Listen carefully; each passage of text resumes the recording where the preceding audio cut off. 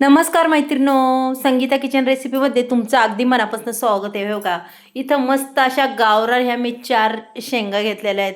अक्षरशः आमच्या झाडाच्या शेंगा आहे आणि खूप मासाळू, गावरान आणि चवदार बरं का मैत्रिणो. एवढ्या छान लागतात ह्या शेवग्याची भाजी ना. तुम्ही अक्षरशः कशीही बनवा, पातळ बनवा, घट्ट बनवा, कशी करा, एवढ्या टेस्ट भारी लागते ह्या शेवग्याची.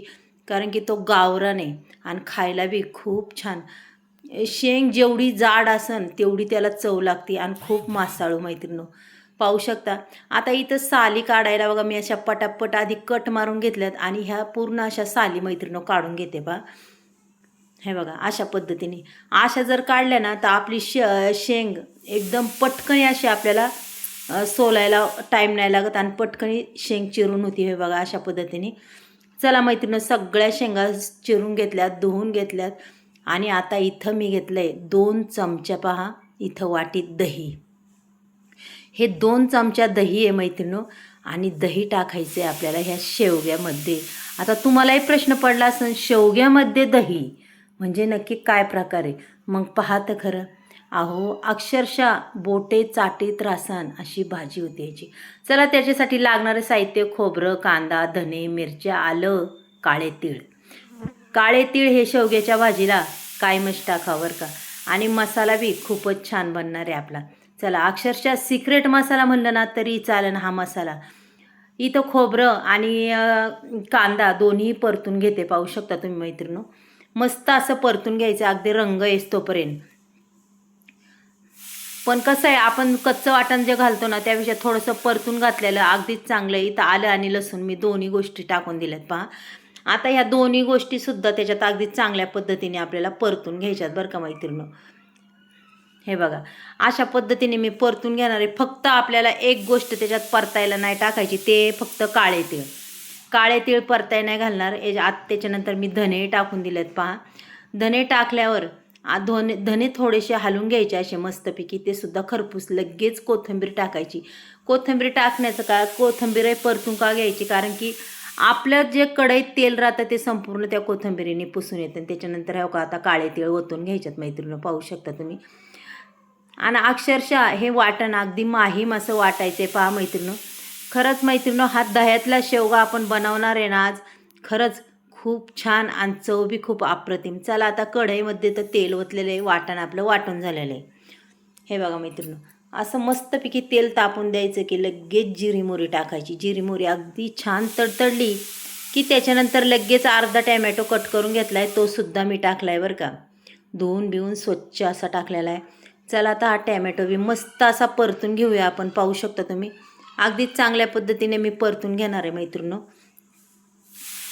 टॅमॅटो अगदी मस्त असा परतून घ्यायचा पहा. मस्त अगदी सॉफ्ट असा होऊन द्यायचा.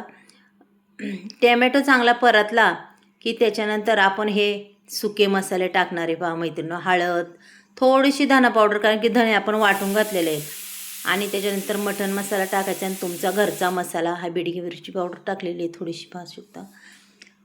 घरचा मसाला टाकून द्यायचा बस. बाकी इतर गोष्टी मी कोणताच मसाला टाकणार नाही, काय नाही. पहा तुम्ही मैत्रिणी ही भाजी.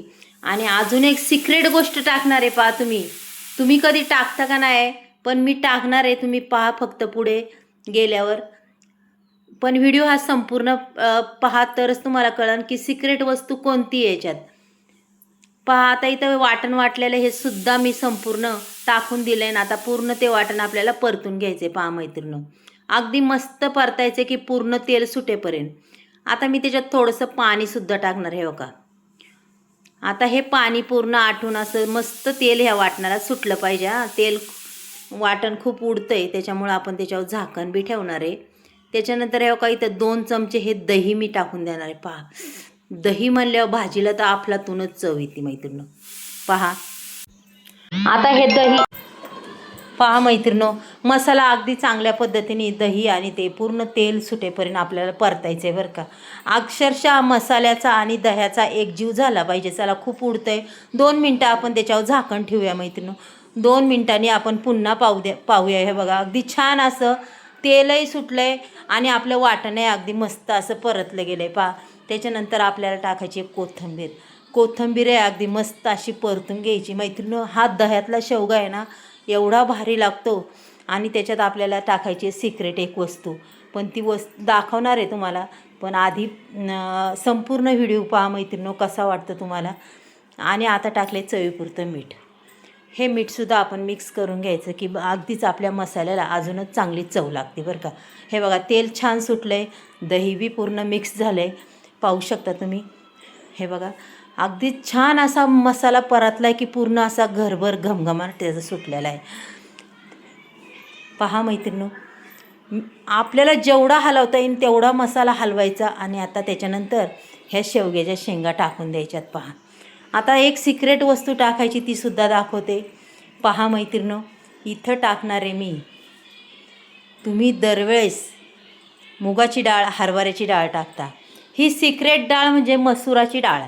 मसुराची डाळ एकदा शेवग्याच्या भाजीला घालून पहा, काय तुमची भाजी लागते. त्याशिवाय दह्यातली भाजी अगदीच अप्रतिम चव. ह्या दह्यातल्या शेवग्यामध्ये मसुराची डाळ, पहा मग मैत्रिणी काय भारी लागते. चला, तुमच्या मापात पाणी टाका आणि झाकण ठेवा. शेवगा काय शिजायला टाईम नाही लागत, अगदी झटकनी पटकनी. पहा, शेवगा शिजून झालेला आहे, भाजी बी आपली मैत्रिणी रेडी झालेली आहे.